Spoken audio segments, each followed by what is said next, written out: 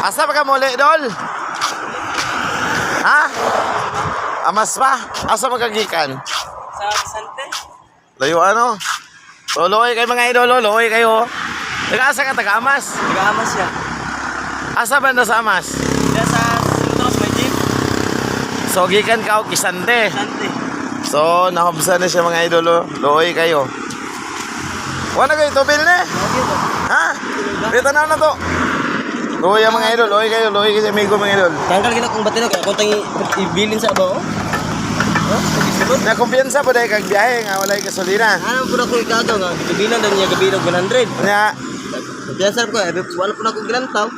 Diri sa may kanang una sa may tulay kung na inumanan. loy kayo mga idol, loy kayo si amigo. Nag-abot kay akong kagutom akong kakapoy gani. Kanya, unsa na, tulak na ron. Magpadulong ko. Pwede na ko pwede ibilin niya, gani ko motor sige gagaw po niya. Kane.